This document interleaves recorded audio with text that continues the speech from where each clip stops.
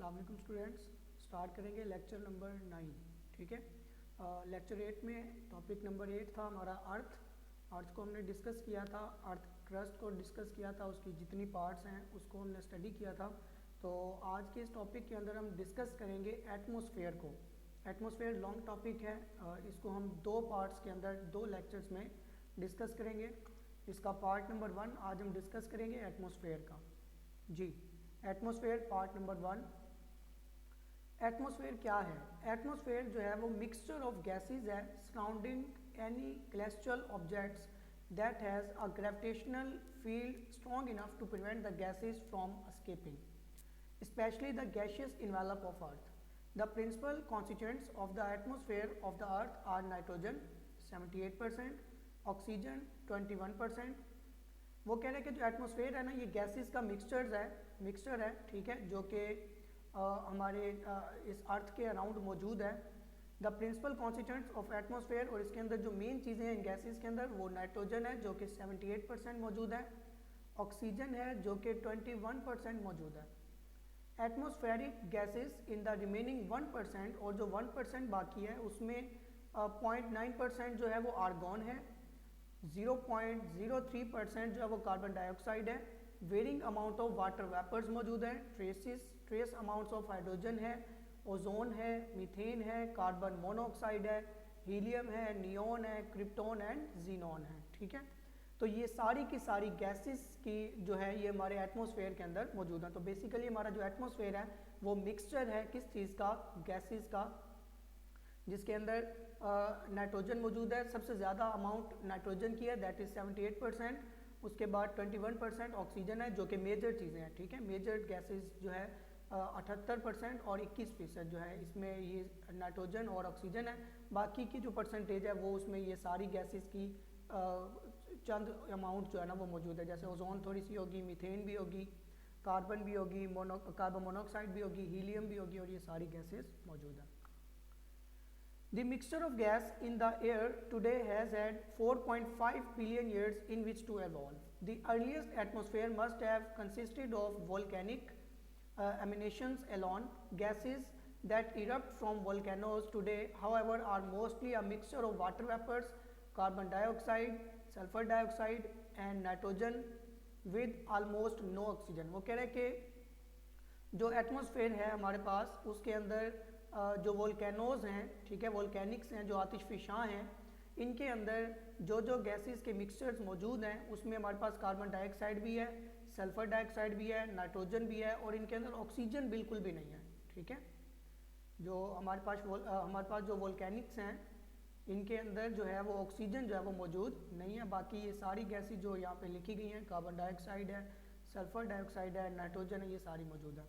If this is the same mixture that existed in the early atmosphere, वो कह रहा है अगर यही सेम मिक्सचर एग्जिस्ट करता होता पहले वाले एटमॉस्फेयर में, जो कि बहुत सालों, ये 4.5 बिलियन ईयर्स अगो अगर हम बात करें, then various processes would have had to operate to produce the mixtures we have today. One of these processes was condensation.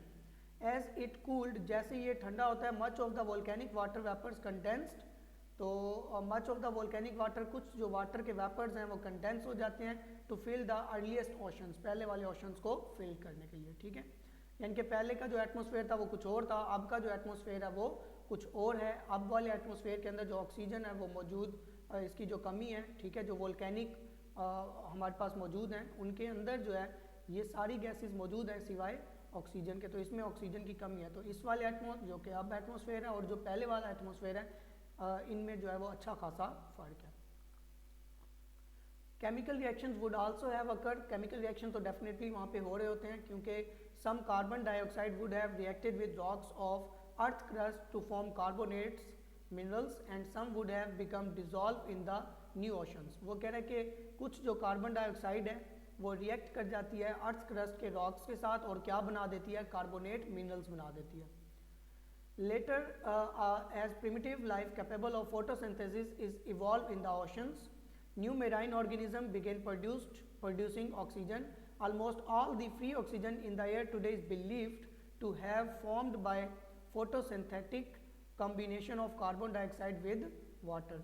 वो कह रहा है कि जितनी almost all the free oxygen, जितनी भी अब ऑक्सीजन मौजूद है एयर के अंदर, वो माना जाता है कि जो है ना फोटोसिंथेटिक कॉम्बिनेशन की वजह से है कार्बन डाइऑक्साइड का पानी के साथ।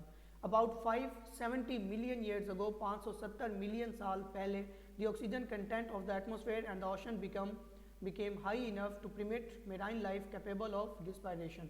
यानी कि 507 मिलियन साल पहले जो थी वो ऑक्सीजन का जो कंटेंट था एटमॉस्फेयर के अंदर वो ज़्यादा था। Later some 400 million ago the atmosphere content enough oxygen for the evolution of air breathing land animals. देखें ऑक्सीजन हमारे लिए, इंसानों के लिए, जानवरों के लिए, एनिमल्स के लिए ये नेसेसरी जो है ना एलिमेंट माना जाता है। इसके बगैर जो है ना रिस्पायरेशन का जो प्रोसेस है वो पॉसिबल नहीं होता। The water vapors content of the air varies considerably depending on the temperature and relative humidity। वो कह रहे हैं जो वाटर वेपर्स के कंटेंट है ना हवा के अंदर वो वेरी कर जाते हैं किस चीज़ के साथ, टेम्परेचर के साथ, यानी कि इस टेम्परेचर और ह्यूमिडिटी, नमी के साथ जो है ना ये वेरी करते रहते हैं।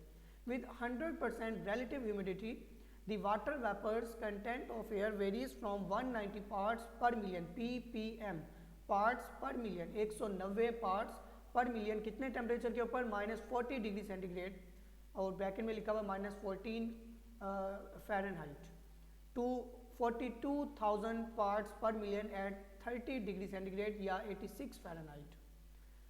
Minor quantity of other gases such as ammonia हो गई, हाइड्रोजन हो गई, sulphide and oxides of sulphur and nitrogen are temporary constituents of the atmosphere in the vicinity of volcanoes and are washed out by the of the air by rain or snow। Oxides and other pollutants added to the atmosphere by industrial plants and motor vehicles have become major concern, however, because of their damaging effect in the form of acid rain.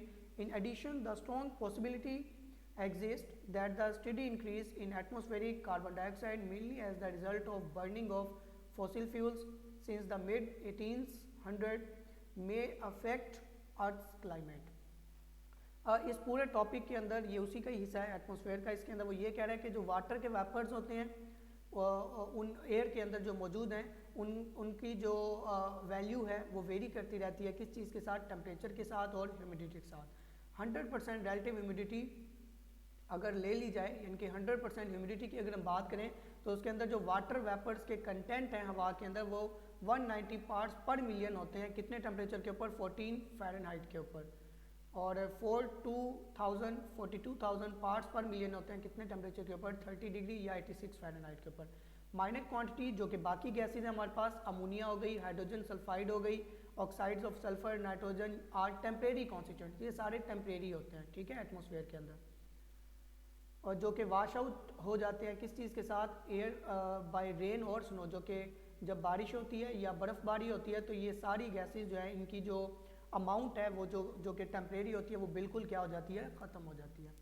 Oxides and other pollutants added to atmosphere, oxides और बाकी pollutants जो हैं वो हमारे atmosphere के अंदर add हो जाते हैं बाय इंडस्ट्रियल प्लांट्स, ठीक है, एंड मोटर व्हीकल्स, जैसे हमारी मोटर बाइक्स हैं उनमें से निकलने वाला धुआं, वो सारा कुछ जो है, या फिर ये जो आपके प्लांट्स हैं इनमें से निकलने वाली कार्बन डाइऑक्साइड, ठीक है, और ये फैक्ट्रियों से निकलने वाला धुआं, ये सारे का सारा जो है वो एटमॉस्फेयर के अंदर ऐड हो जाता है। बट जब ये रेन होती है, बारिश होती है, तो स्नोफॉल होती है, तो ये सारी चीज़ें जो टेम्परेरी होती हैं ये फिर क्या हो जाती हैं, ख़त्म हो जाती हैं, ठीक है। बट मेजॉरिटी के अंदर जो चीज़ें हैं वो हमारे पास नाइट्रोजन हो गई और ऑक्सीजन हो गई, ये हमारे पास मेजॉरिटी के अंदर बच जाती हैं, ठीक है। तो ये आपका टॉपिक हाफ हुआ है, नेक्स्ट हाफ इंशाल्लाह हम कल डिस्कस करेंगे। एटमॉस्फेयर का ही पार्ट है, थोड़ा सा लेंथी है, बट आपने इसको शॉर्ट नहीं करना, ये जितना आपको करवाया जा रहा है ये आपने कंप्लीट ही लिखना है एज ए लॉन्ग, ठीक है। इन्हीं चीज़ों में से आपके MCQs भी बनेंगे, शॉर्ट क्वेश्चंस भी बनेंगे, लॉन्ग भी बनेंगे, तो आपने इसको एज ए लॉन्ग प्रिपेयर कर लें तो आपके शॉर्ट और MCQs हैं वो इसी के अंदर से अटैम्प्ट हो जाएंगे, ठीक है जी। Thank you.